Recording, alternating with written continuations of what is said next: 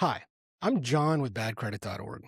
And if you want to rebuild your credit without dropping a hefty security deposit up front, the Indigo Mastercard might have caught your eye. It's an unsecured card designed for those with less than perfect credit, to put it generously, and provides a straightforward path to a better financial track record. In this video, I'll tell you more about how the Indigo Mastercard works, its fees, and its credit building tools, so you can decide if it's right for your credit building journey. But before we dive in, I do want to mention that we have a full review of the Indigo Mastercard on badcredit.org. I'll drop that link in the description so you can check out the exact fee structures and see how it stacks up against other unsecured cards on the market. Now, our review found that this card's biggest draw is that it's unsecured and it requires no security deposit. For a lot of people trying to rebuild their credit, tying up cash in a deposit for a secured card may not be an option. So skipping that hurdle is a major win. Another great feature is the pre-qualification process. It lets you see if you're likely to get approved with only a soft credit check,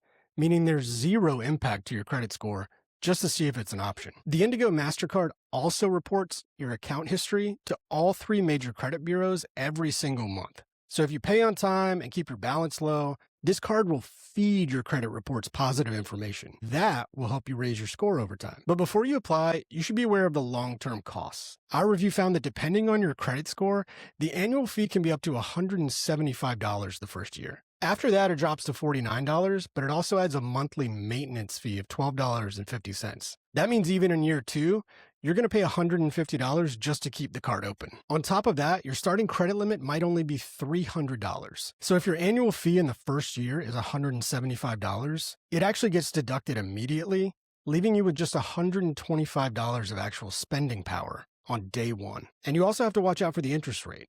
With an APR sitting on the higher end for an unsecured card, carrying a balance from month to month could quickly trap you in a cycle of expensive debt. So, having said all that, is the Indigo Mastercard a good option for you? Well, if you can't afford an upfront deposit for a secured credit card, and you have the discipline to pay your balance in full every single month, the Indigo Mastercard can be very useful for getting your credit back on track.